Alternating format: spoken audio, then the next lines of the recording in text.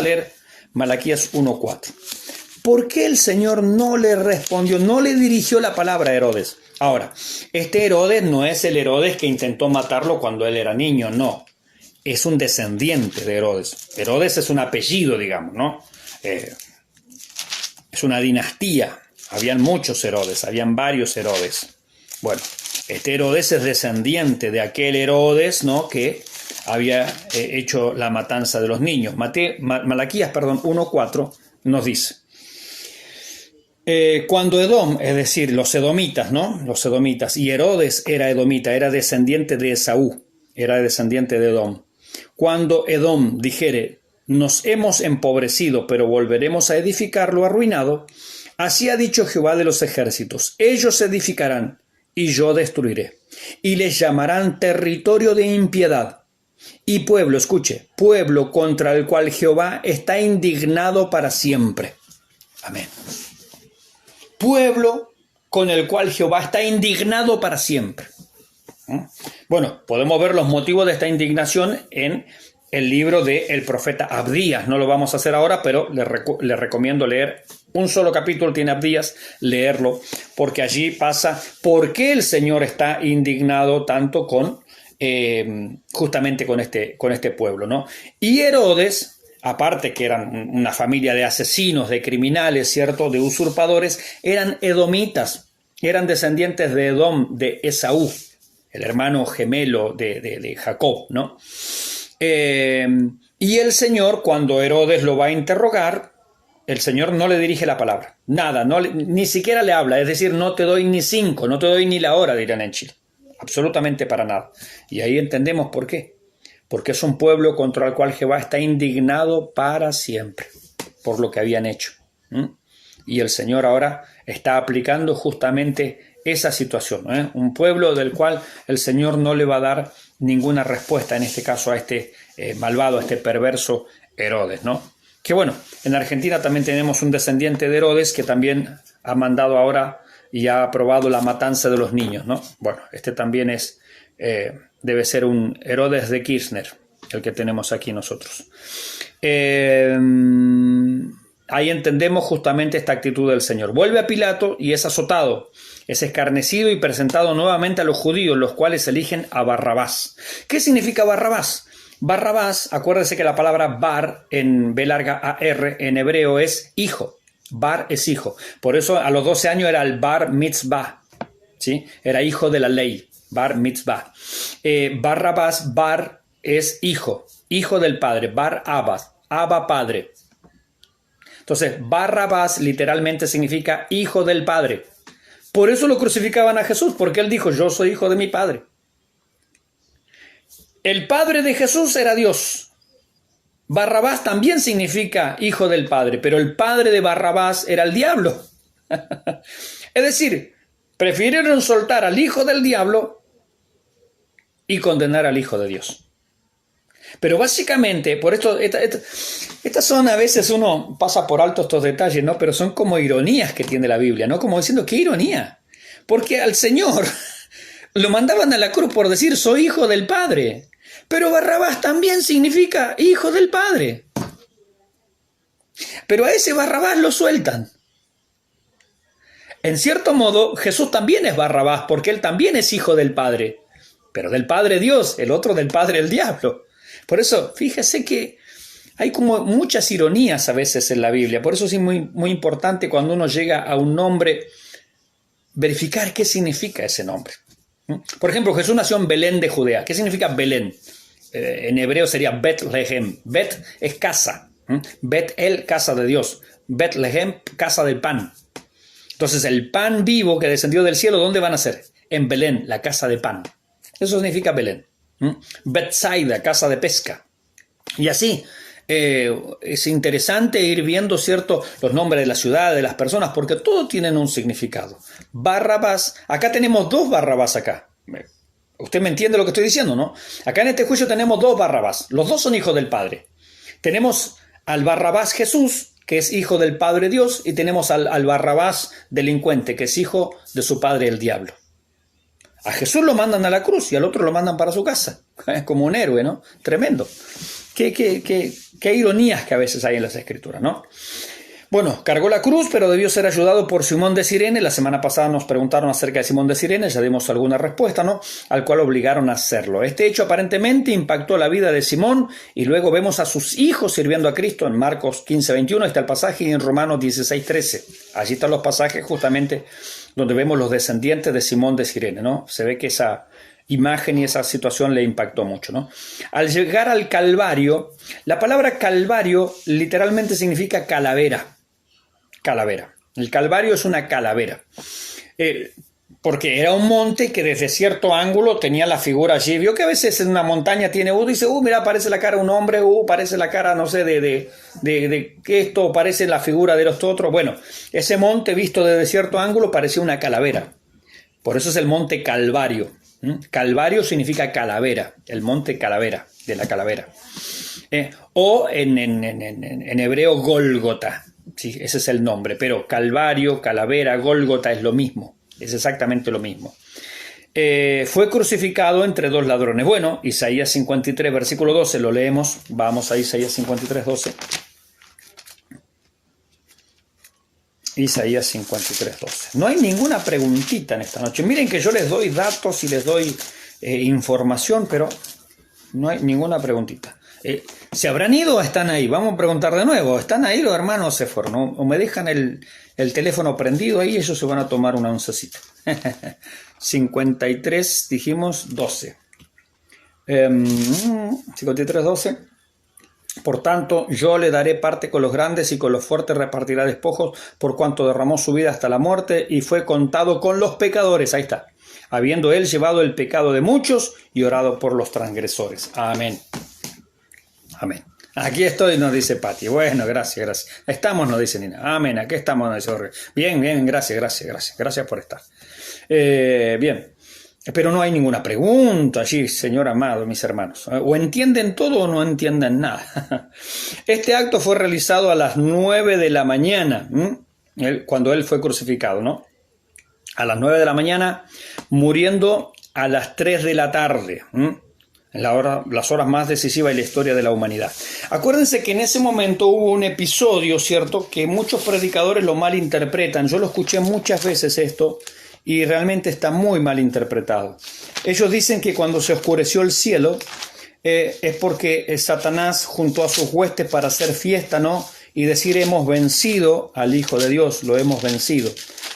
Cuando nosotros leemos la Biblia realmente no... Pero mi hermana Patti, ¿por qué? Explota la cabeza, Señor. ¿Serán muchos datos? Se referirá a eso.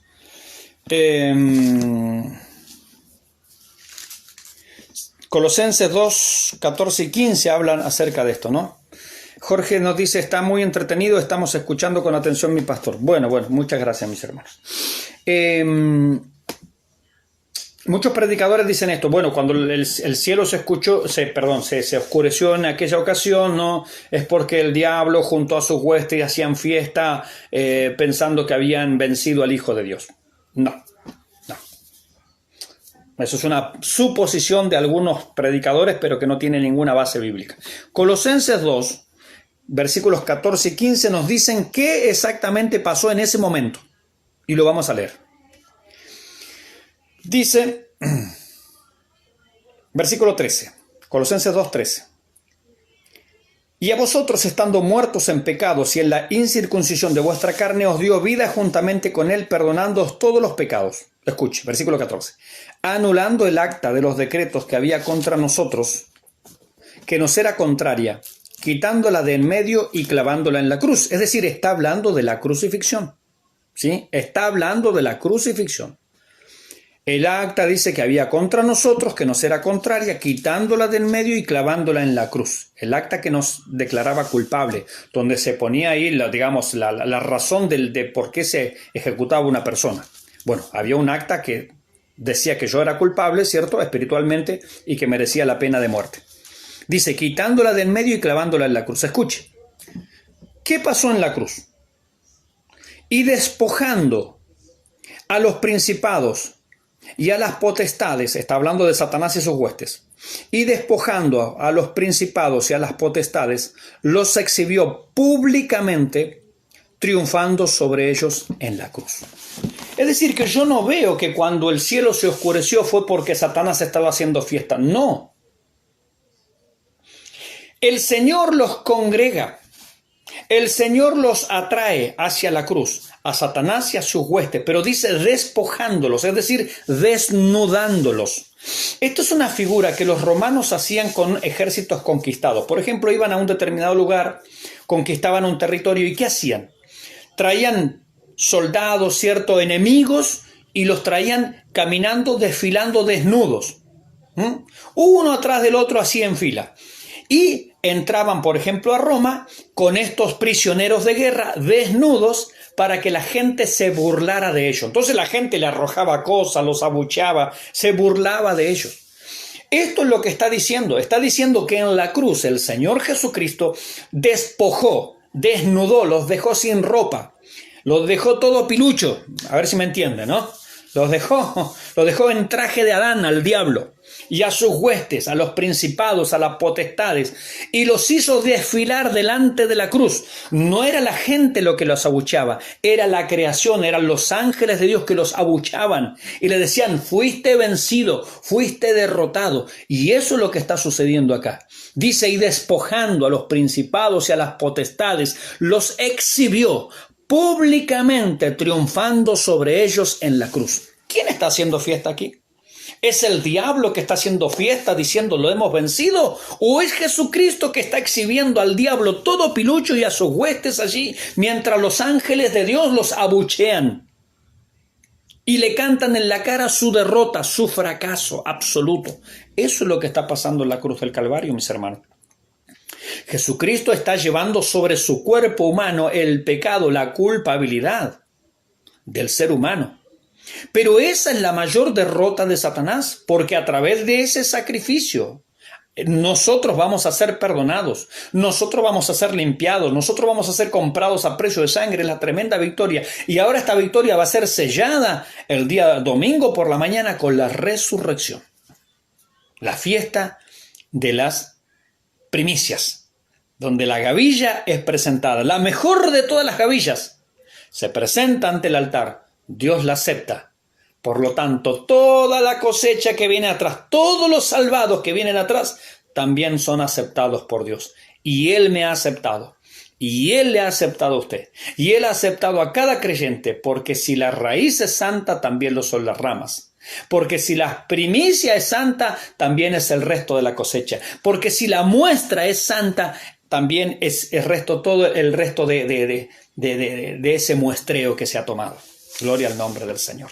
Si usted hace un muestreo de agua, como si el agua es potable, es bebible en su sector, y hacen el análisis en una muestra y dicen la muestra es buena, significa que toda el agua del sector es buena. Porque la muestra es buena, todo el resto del agua es buena. Porque la principal gavilla, la mejor de todas, Jesucristo, es aprobada. También nosotros, que somos trigo del granero del Señor, también somos aceptados para la gloria de Dios. Amén. Qué maravilloso. Fíjese el cuadro allí. Así que cuando usted predique de la cruz, no vaya a decir, por favor, hoy el Satanás ese estaba haciendo fiesta pensando que lo ha derrotado el Señor. No, está desfilando todo pilucho, todo desnudo, en vergüenza. Absolutamente en vergüenza, en ridículo. Quedó en un derrotado, pasó cabizbajo delante de la cruz, no podía levantar ni la cabeza. Gloria al Señor, eso pasó en la cruz. Eso fue lo que sucedió en la cruz del Calvario. ¡Qué gozo, qué victoria! Diríamos en Argentina, qué tremenda paliza le dio el Señor al diablo. Lo dejó llorando al pobre. Qué tremenda paliza le dio el Señor en la cruz al diablo y a sus huestes y a las potestades. El triunfo absoluto, la victoria de Jesucristo, la victoria de nuestro Señor. La cruz, nuestro estandarte, nuestra bandera, gloria al nombre del Señor. Qué maravilloso es esto, mis hermanos. Entonces, allí en Colosenses 2, 14 al 15 nos describen lo que pasó verdaderamente en los momentos de oscuridad frente a la cruz. Y hay 7 frases pronunciadas allí en la cruz. Hay solamente 7 frases que dice el Señor. ¿Cuáles son estas frases? Bueno, aquí las tenemos anotadas. Primera frase es: Padre, perdónalos porque no saben lo que hacen. Qué lindo es cuando uno hace este ejercicio, y deberíamos hacerlo, debería hacerlo usted, de poder predicar cada una de estas frases en su contexto. Padre, perdónalos porque no saben lo que hacen. El sacrificio de Jesucristo se aplica a todos los que no entienden su pecaminosidad. Por ejemplo, un niño. En el Antiguo Testamento había sacrificios para los pecados de ignorancia, es decir, pecados que yo he cometido pero que no me di cuenta. Bueno, no lo sabía. ¿Es pecado? Sí, es pecado. ¿Lo sabía? No. No tenía ni idea que había pecado, qué sé yo, no. No me di cuenta. Pecados de ignorancia.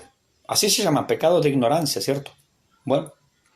En el Antiguo Testamento existían sacrificios por los pecados de ignorancia. El sacrificio de Jesucristo se aplica también a los pecados de ignorancia. Es decir, aquellas personas que han pecado pero que no lo saben, no se dieron cuenta, no lo supieron, nunca se enteraron que habían pecado. Lo hicieron sin querer. Un niño, por ejemplo. Los niños, ¿cómo nacen? Pecadores. Usted y yo nacimos pecadores. Todos nacemos pecadores. Muere un niño. ¿Es pecador? Sí. Pero no es consciente, es ignorante de su culpabilidad, es ignorante de su estado de pecado delante de Dios. El sacrificio de Jesucristo se aplica a los ignorantes de su estado pecaminoso. Una persona demente, una persona que no está en su sano juicio, por más que tenga 40, 50 años, no es consciente de su estado. ¿Es pecador? Sí, claro que es pecador. Todos somos pecadores. Pero son pecadores no conscientes, son ignorantes de su estado. El sacrificio de Jesucristo se aplica sobre esas personas. ¿Por qué? Porque Él dijo: Padre, perdónalos porque no saben lo que hacen, son ignorantes. No entienden lo que están haciendo, no se dan cuenta de lo que están haciendo. Y gloria al Señor que Él, aún en ese momento, puede pronunciar estas palabras. El Hijo de Dios dice estas palabras: perdónalos porque no saben lo que hacen. Estas, hermanos, no son palabras dichas al azar, tienen un significado profundísimo. ¿Sabe qué tremenda bendición es y tranquilidad, por ejemplo, para los hermanos que han perdido un hijo en un estado, cierto, pequeño sobre todo, y la incertidumbre que a veces hay? Bueno, es que el sacrificio de Jesucristo se aplica. María Janet dice: ¿es pecador inconsciente? Claro, es un pecador inconsciente, pecador pero inconsciente. Y el sacrificio de Jesucristo tiene este alcance, mis hermanos. Como en el Antiguo Testamento había sacrificios por los pecados de ignorancia, la cruz del Calvario también es un sacrificio por los pecados de ignorancia. Pablo dice: yo fui perseguidor de la iglesia, yo fui corrupto, yo fui blasfemo, fui tantas cosas, pero lo hice, ¿cómo dice Pablo? En ignorancia. No sabía lo que hacía, no entendía. Estaba ciego por Satanás. El Dios de este siglo había puesto una venda sobre mis ojos, es como que dijera Pablo, para que no me resplandeciera la luz del Evangelio de Cristo. Pero cuando viene la luz del Evangelio, esas vendas se caen y ahora veo. Antes era ciego, pero ahora veo, dijo aquel sanado, ¿no? Pablo dice: lo hice en ignorancia, no sabía lo que hacía. Era fariseo, sí, yo pensaba servir a Dios, pero estaba ciego por el pecado, era esclavo del pecado, era esclavo de Satanás. Lo hice en ignorancia, dice Pablo. Por eso todo pecado puede ser perdonado, mis hermanos. Menos el pecado de resistirse a creer en el Señor Jesucristo. ¿Cómo va a ser perdonado? Es decir, o soy salvo por Jesucristo o no puedo ser salvo. Por eso qué importantes son estas palabras, ¿no? Entonces, primera frase: Padre, perdónalos porque no saben lo que hacen. Segunda frase: de cierto te digo que hoy estarás conmigo en el paraíso. También, qué palabras maravillosas. ¿Cuánto tiempo toman estas palabras? Una vez me pasó aquí entre nosotros con una madre que había perdido a su hija ya grande, mayor. Y esta madre estaba muy afligida, porque había sido una muerte trágica, una muerte bastante terrible. Y estando en el velatorio, yo la vi muy angustiada, esta madre, y el Señor me llevó a compartirle esta palabra allí en ese momento. Fue una conversación a solas, no fue en el culto, digamos, que se hace allí en el momento del velatorio. Y el Señor pone esta palabra en mi corazón y decirle: ¿cuánto tardo yo en decir: acuérdate de mí cuando vengas en tu reino? Ella me quedó mirando y decir muy poco. Pero ese poco, dicho con un corazón arrepentido, bastó para que este hombre sea salvo.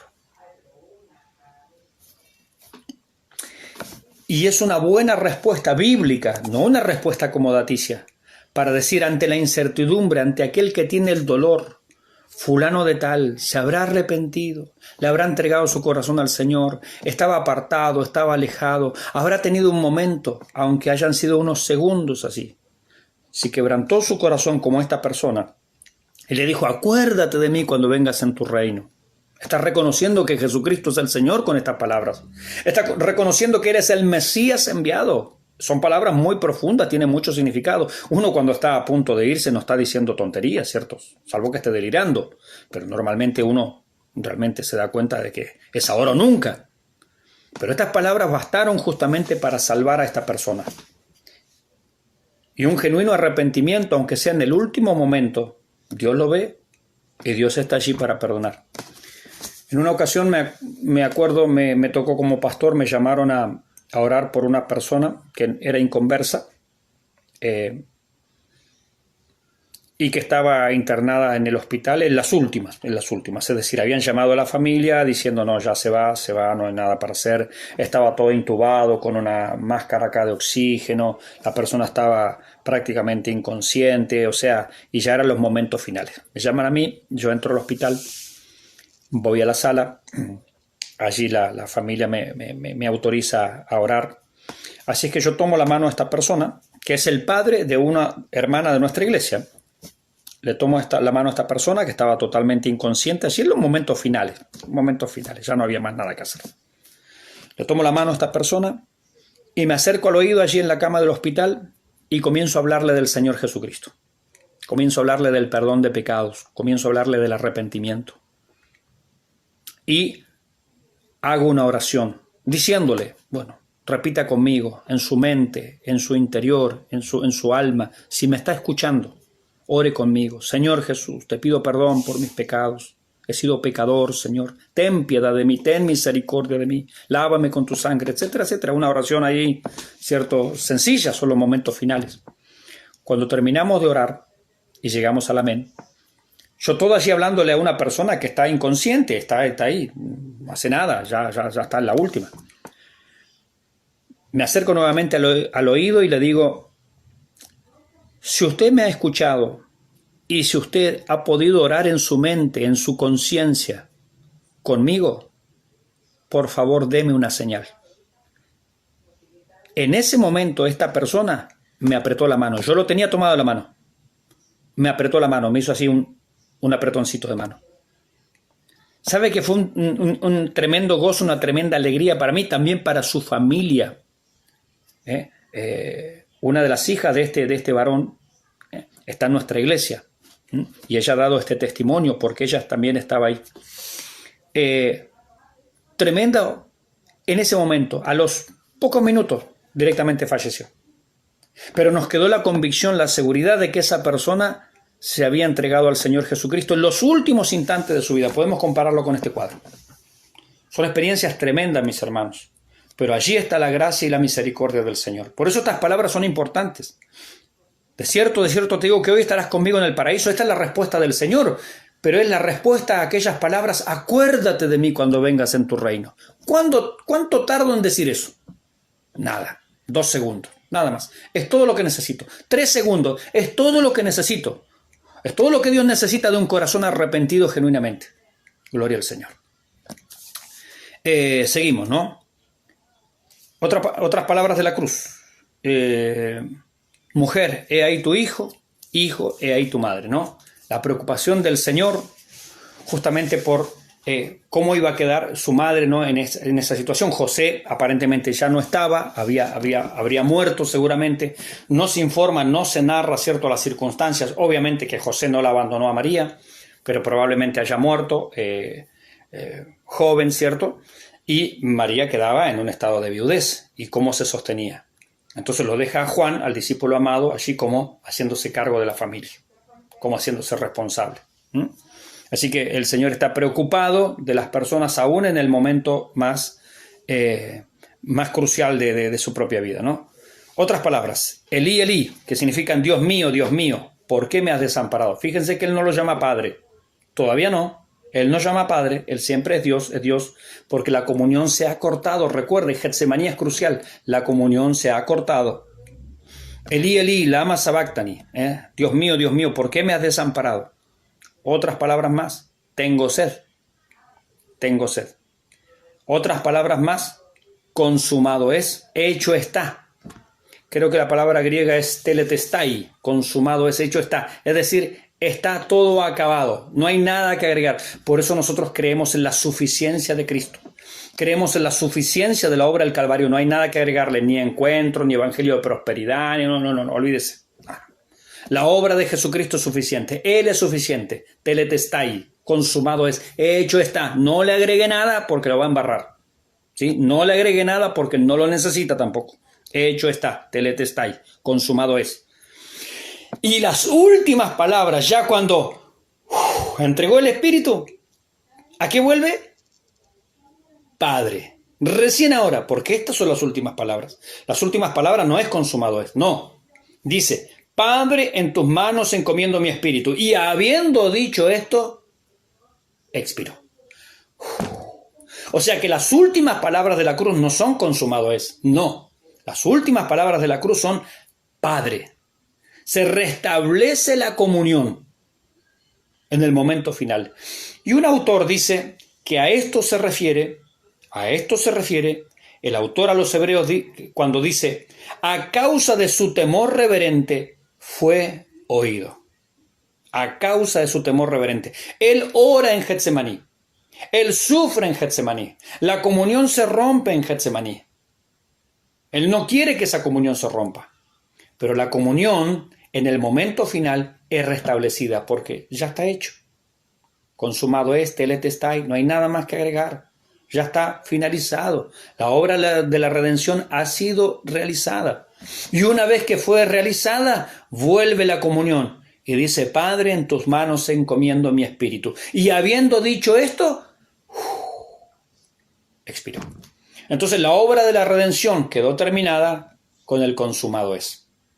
La comunión se restablece y vuelve a la relación de padre e hijo. ¿Qué?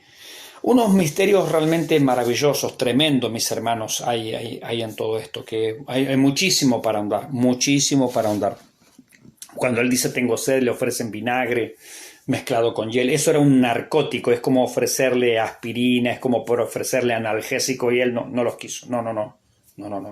Tiene que vivirlo en su propio cuerpo.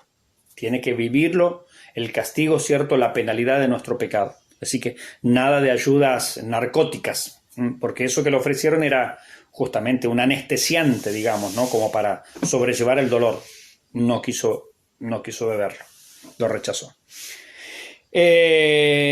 Acá probablemente pasa todo el día viernes y llegamos al sábado. Sábado, el día de la tumba, ¿cierto? Y el domingo por la mañana, dice, estando todavía aún oscuro, se produce la resurrección. En primer lugar, se aparece a María Magdalena. En el huerto del Edén, una mujer recibe la peor noticia para el mundo. Pero en este huerto, donde lo habían sepultado al Señor, que había un huerto allí cerca del monte del Calvario, pero en este huerto, otra mujer, es decir, María Magdalena, recibe la mejor noticia para la humanidad. El Señor ha resucitado. Fíjese, de huerto a huerto. Él aparece a más mujeres, se aparece a 2 de sus discípulos en el camino a Emaús, los reconocen al partir el pan, tal vez al ver las marcas de los clavos. Recuerden lo que hemos dicho en otra ocasión. El Señor por siempre y para siempre tiene las marcas de la cruz en sus manos. Recuerden que no es acá, no es en la palma, sino es acá, donde se cuelgan los animales, ahí. Acá recuerde que hay 2 huesitos anatómicamente. Está de este lado el dedo gordo, está el radio, y de este otro lado del dedo chico está el cúbito, el radio y el cúbito. Y en la unión del cúbito y el radio, allí en ese hueco, allí en la base de la palma, acá, ahí entra el clavo. Entonces queda el animal enganchado. Se produce así como si yo tuviera mis brazos así juntos, ¿no? Se produce esa unión. Entonces ahí en el medio de esa unión va el clavo. No se ponía acá, porque esto se desgarra. Esto no puede sostener el cuerpo. El clavo iba acá, ahí, en el medio del cúbito y del radio. Ahí se colocaban los clavos en la crucifixión, ¿no? Cuando Jesús parte el pan, lo más probable es que al extender sus manos y al partir el pan se le hayan visto las marcas de la cruz. Por eso dicen los discípulos de Emaús que le reconocieron al partir el pan, no antes, al partir el pan. Probablemente, bueno, es una explicación, puede ser sí, puede ser no, pero varios autores dicen justamente eso, ¿eh? Yo creo que hay algo de verdad, porque justamente ahí están las marcas de la cruz. También él tiene la marca en su costado. Recuerden que a él, aunque estaba resucitado, le dijo a Tomás, mete tu dedo en mi llaga, mete tu mano en mi costado, no seas incrédulo sino creyente. Aunque él tiene cuerpo, un cuerpo de gloria, un cuerpo de resurrección, en ese cuerpo conserva por toda la eternidad las marcas de la cruz. Por eso en Apocalipsis, el capítulo 5, dice, apareció un cordero como inmolado, es decir, un cordero que tenía las marcas de haber sido sacrificado. Eso quiere decir esa frase, un cordero como inmolado. ¿Por qué? Porque Jesucristo por toda la eternidad conserva las marcas de la cruz. Las marcas de lo que costó nuestra redención están en Él. Cuando nosotros le veamos, mis hermanos, veremos también las marcas de la cruz. Eso es por toda la eternidad. En su cuerpo de gloria, Él ha querido conservar esas marcas, que es el precio de nuestra redención. La gloria sea al Señor. Aparece a más mujeres, se aparece a 2 de sus discípulos en el camino de Emaús, los reconocen al partir el pan, tal vez al ver las marcas de los clavos. Se aparece a Pedro, ¿no? A los 10 apóstoles en un aposento en Jerusalén, estando Tomás ausente. 8 días más tarde, a los 11 en el mismo lugar. Les abre el entendimiento para que comprendan las Escrituras. Porque la palabra de Dios no se la puede entender si no es espiritualmente. Leamos este pasaje. Vamos a terminar en esta sección por hoy. Primera de Corintios 12:14. Vamos, acompáñenme. Muy poquitas preguntas me hicieron hoy, casi ninguna, mis hermanos. Me han dejado ahí, se quedaron escuchando nada más. Primera de Corintios 12:14 dice: pero el hombre natural, es decir, el hombre sin Cristo, quiere decir, no percibe las cosas que son del Espíritu de Dios, porque para él son locura, y no las puede entender, porque se han de discernir espiritualmente. Es decir, que para entender la Biblia correctamente tenemos que ser espirituales, es decir, haber recibido a Cristo, haber recibido la vida espiritual, haber nacido de nuevo. Ahí yo recién comienzo a entender el verdadero significado de las Escrituras, no antes. El hombre natural no entiende estas cosas. Se han de discernir espiritualmente, pero el espiritual justamente entiende esto. Acá no está hablando del espiritual en el sentido de aquel que está, no sé, en un estado de éxtasis así medio volado, no. Quiere decir aquel que ha nacido de nuevo, porque está haciendo un contraste entre el hombre del mundo y el creyente. O sea que usted tiene la capacidad de entender, porque el mismo Espíritu Santo que está en usted está en mí también. Y podemos entender. Como dice Juan en su primera carta, en el capítulo 2, versículo 20 y versículo 27, dice: la unción que recibisteis del Santo está sobre vosotros, permanece en vosotros. La unción os enseña todas las cosas. La unción es el Espíritu Santo. La unción os enseña todas las cosas, de manera que no necesitáis que otro os enseñe. Claro, nadie del mundo me va a venir a enseñar la palabra de Dios. El Espíritu Santo me va aclarando la mente, y el Espíritu Santo nos ha dejado maestros, nos ha dejado pastores para que nos ayuden, para que nos expliquen, para que nos enseñen, teólogos, ¿cierto? Escritores, traductores bíblicos, etcétera, etcétera, para ir comprendiendo. Entonces el Espíritu Santo es el que enseña, por supuesto, pero el Espíritu Santo también es el que levanta pastores, maestros, evangelistas, teólogos, qué sé yo, seminaristas, no sé, que nos ayudan a ir comprendiendo estas cosas. Eso es una obra del Espíritu Santo, no es una obra nuestra. Bien. En Galilea, luego a orillas del mar, Pedro recibe la comisión de apacentar ovejas y corderos. Bien. 3 veces le negó Pedro, ahora el Señor le pregunta 3 veces: ¿me amas? ¿Estás seguro que me amas? Bien. A 500 discípulos reunidos en un monte en Galilea también se les aparece. Les da la gran comisión, Mateo 28, 18 al 20, id y hacer discípulos a todas las naciones. Esa es la tarea. Eso es lo que tenemos que hacer, id y hacer discípulos. Bautizándolo en el nombre del Padre, Hijo y del Espíritu Santo, enseñándoles. Por eso la parte de enseñanza es fundamental. Usted ya es un discípulo del Señor, amén. Pero ahora tiene que aprender. Por eso la iglesia tiene que tener educación cristiana. Y en esto yo he sido insistente y seré insistente por siempre. Bueno, es el ministerio al cual el Señor me llamó. Hay que evangelizar, amén, hay que evangelizar. Hay que hacer que la gente se bautice, amén, hay que hacer que la gente se bautice. Pero no termina ahí, ahora hay que enseñarles. Por eso es importante que cada iglesia tenga discipulado, que cada iglesia tenga escuela dominical, que cada iglesia tenga capacitación doctrinal. Esto es lo que estamos haciendo ahora, doctrinal. Que los futuros encargados, los futuros guías de obra, los pastores probando, vayan formándose en la doctrina. Porque ya son discípulos, ya fueron bautizados, pero tenemos que enseñarles. Por eso la iglesia tiene que tener un sistema de educación cristiana. No puede la iglesia darse el gusto de hacer la comisión a medias. Cuando la iglesia no tiene maestros, la iglesia está haciendo la comisión a medias. No.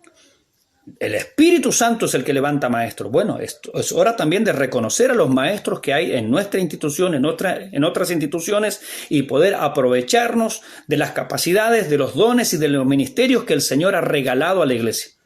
No lo estamos aprovechando. Por eso yo siempre he sido muy enfático y lo seré hasta el día en que el Señor me lleve de esta tierra. Necesitamos un departamento de educación cristiana. Lo necesitamos. No es opinión y un gusto del pastor Mauricio Pérez. Es lo que la Biblia enseña. Enseñándoles a que guarden todas las cosas. La iglesia nació. Viene el Pentecostés. Predica Pedro. Varones, ¿qué haremos? Arrepentidos, convertidos, bautícese. ¿Y ahora qué? Perseveraban en la doctrina de los apóstoles. Hermanos, hay que enseñar doctrina. Hay que enseñar doctrina. Cada nuevo encargado, cada líder de grupo, cada líder de departamento, cada maestro de escuela dominical, cada creyente tiene que saber doctrina de los ángeles, tiene que saber doctrina de Cristo, tiene que saber doctrina del Espíritu Santo, tiene que saber doctrina de la salvación, tiene que saber doctrina de la iglesia, doctrina del pecado, doctrina del hombre, la antropología, tiene que saber la interpretación de la Biblia, tiene que saber. No puede no saber, tiene que saber la doctrina de Dios, la Trinidad, tiene que saber, es requisito fundamental. Ten cuidado de ti mismo y de la doctrina, persiste en ello, pues haciendo esto te salvarás a ti mismo y a los que te oyeren. Hermanos, no, es ineludible. Gracias a Dios porque está este espacio. Pero mire ahora, levante la vista, no sé si en su pantalla aparece lo mismo que aparece en la mía. ¿Cuántos conectados hay en este momento? No es una queja, pero es un síntoma. Mire ahora, en mi teléfono, en mi pantalla aparece cuántos conectados hay. Hay 15 conectados en este momento. ¿Es prioridad para los creyentes la palabra de Dios? Yo no he escuchado frase más hipócrita en muchos púlpitos que dicen: vamos a pasar ahora a la parte más importante del culto. Mentira. ¿Qué es lo que responda yo? Mentira, no diga esa frase. Si un día yo estoy predicando en su iglesia y usted está coordinando, no diga esa frase, por favor. No la diga porque es mentira, es falso. Al pueblo de Dios hay un grupo minúsculo al cual le interesa la palabra de Dios. Minúsculo. Y si hubieran menos, yo estoy acá igual, no se haga problema. No es por el número, no me estoy quejando del número. No es por el número. Si hay 2, yo estoy igual. Si hay 1, yo estoy igual. No hay problema con eso. Yo no tengo problema con los números. Pero mis hermanos, veamos lo que sucede. Esta es la realidad. Acá yo estoy señalando acá en mi teléfono, acá donde tengo el dedo, me aparecen en este momento 16 conectados. Esa es la triste realidad. Esa es la realidad. Por eso los creyentes son llevados de acá para allá por todo viento de doctrina. Viene la Yesenia Ten y se los lleva como un chorlito, como pobres gorriones, gorrioncillo, pecho amarillo. Viene cualquier apostolito, apostoloco, apostolobo y se los lleva para allá y los trae para acá. Y ahora el Evangelio de la Prosperidad. Y ahora la Yesenia Ten, ¿no? Empodérate, mujer. Es feminismo disfrazado de cristianismo. Es herejía. ¿Cuántos seguidores? Muchos seguirán sus disoluciones, por los cuales el camino de la verdad será blasfemado. Bueno, ahí está. Ahí están los resultados.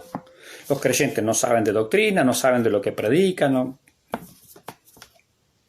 Estos días en un grupo de WhatsApp alguien puso allí, no, porque toda aquella generación que rechazó al Señor estaba predestinada desde antes de la fundación del mundo para perdición. A ver, qué tontería está diciendo, hombre, ya hasta me saca de quicio. Explíquemelo según la Biblia, la tontería que está diciendo. Primero, no entiende lo que significa la palabra predestinación. Segundo, Dios ha predestinado a toda una generación para que se pierda. Y entonces, ¿para qué les ofrece el Evangelio? ¿Qué Dios más hipócrita? Viene y les dice, venid a mí los trabajados y cargados. Sin embargo, Él, ya desde antes de la fundación del mundo, dijo, no, pero todo esto que se vayan al infierno. ¿Pero qué Dios? Es loco, el Dios ese, es loco, se contradice, está enfermo, está chiflado ese Dios.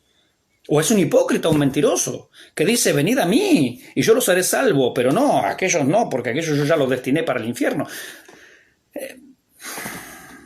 Hermanos, es tremendo lo que se está viendo, lo que está pasando. Hoy los Facebook de los predicadores sanos están siendo censurados. Censurados. No hay más, no se puede predicar más. Nuestro canal también corre el riesgo de ser censurado, porque donde al señor Zuckerberg, a ese perverso, a ese cochino, no le gusta lo que nosotros predicamos, nos va a cerrar el Facebook, o los de YouTube nos van a cerrar el canal, claro, porque ahora hay que hablar y predicar conforme a los señoritos les guste, ¿no, mis hermanos? Y el problema es que el pueblo de Dios está siguiendo a personas y tienen cientos y miles de seguidores, aquellos que lo llevan por falsa doctrina. Bueno. Este es el punto lamentable. Por eso, hermanos, necesitamos educación cristiana. Necesitamos que en cada iglesia haya escuela dominical. Necesitamos enseñar doctrina a nuestros hijos. Necesitamos enseñar doctrina a nuestros jóvenes. Futuros encargados, guías de obra, futuros pastores, tienen que tener una escuela bíblica fundamental. Tienen que tener las doctrinas sabidas, entendidas, ser capaces. Para ser diácono, dice la Biblia, para ser diácono, retenedor de la palabra tal cual le ha sido dada. También para que pueda enseñar con sana doctrina a otro, es decir, yo recibo una doctrina, soy capaz de retenerla, de abrazarla y también soy capaz de transmitirla. Son requisitos bíblicos, no es un gusto personal, es lo que la Biblia enseña, lo que la Biblia manda. Gloria a Dios por los 19 que están ahora. Insisto, no es el número, pero el número es un síntoma de lo que le pasa a la iglesia. Un síntoma. Y un síntoma muy lamentable. Por ahí si yo dijera racataca, toco, capaz que habrían, 50, 60, 70. Pero acá necesitamos explicar doctrina en castellano. No en griego, no en japonés, no en chino. Necesitamos explicarla en castellano. Voy a leer algunos mensajes. Termino esta parte y ya nos vamos por hoy. Susana nos dice, gracias a Dios por su vida, mi pastor, por enseñarnos todo el consejo de nuestro Dios. Gloria al Señor. Jorge dice, mi pastor, el Señor sabe quién es quién y conoce los corazones que quieren aprender. Amén, amén, amén. Pati nos dice que Dios nos ayude. Claro que sí. Pero los demás, hermanos, por eso yo hasta hay cosas que ya no tolero, esas frases hechas. Vamos a pasar a lo más importante del culto. No es lo más importante el culto, hermanos. No es lo más importante el culto. Lo más importante del culto son otras cosas hoy en día. No es lo más importante. Una predicación que dure 40 minutos, se puso latoso el pastor. 40 minutos, hermano, y estamos toda la semana escuchando a veces música o otras cosas. Cosas que ni edifican, hermano. Bueno, Nicolás nos dice, gracias Señor, usted lo conoce todo y lo sabe todo. Amén. Jorge nos dice, usted siga adelante, mi pastor, somos pocos, pero estos pocos necesitamos aprender cada día más. Gloria al Señor. Bien, terminamos en esta parte. En Galilea, orillas del mar, Pedro recibe la comisión de apacentar ovejas y corderos. A 500 discípulos reunidos en el monte Galilea, les da la gran comisión. A Jacobo, que es Santiago, su hermanastro, también allí se le aparece. Y terminamos con la ascensión en el Monte de los Olivos. 40 días luego de la resurrección, 10 días antes del Pentecostés, él se fue. 40 días luego de la resurrección, él se va y faltaban 10 días nada más para el Pentecostés. Al mismo lugar volverá. Vamos a leerlo y terminamos. Zacarías 14:4. Porque ¿en qué monte ascendió? En el de los Olivos. ¿Y a cuál monte va a volver? Al de los Olivos. Zacarías 14:4. Último texto, mis hermanos. Último texto. Zacarías 14:4. Dice. Y se afirmarán sus pies en aquel día sobre el monte de los olivos que está enfrente de Jerusalén al oriente. Escuche. Y el monte de los olivos se partirá por en medio. Cuando Él descienda con poder y gran gloria y apoye sus pies sobre el monte se va a estremecer como el Sinaí y se va a abrir. Se va a partir en dos el monte de los olivos. Gloria al Señor. Hacia el oriente y hacia el occidente, haciendo un valle muy grande, y la mitad del monte se apartará hacia el oriente y la otra mitad hacia el sur. Y huiréis, está hablando del remanente en los días de la tribulación, el remanente judío, y huiréis al valle de los montes, es decir, a este valle que se va a formar cuando el Señor divida este monte en su segunda venida. Porque el valle de los montes llegará hasta Asal. Huiréis de la manera que huisteis por causa del terremoto en los días de Usías, rey de Judá. Y vendrá Jehová mi Dios, y con él todos sus santos. Aleluya. Gloria al Señor. Qué maravilloso día, ¿no? Bueno, terminamos por aquí. Con la ayuda del Señor, el lunes que viene nos encontramos nuevamente. Oramos al Señor.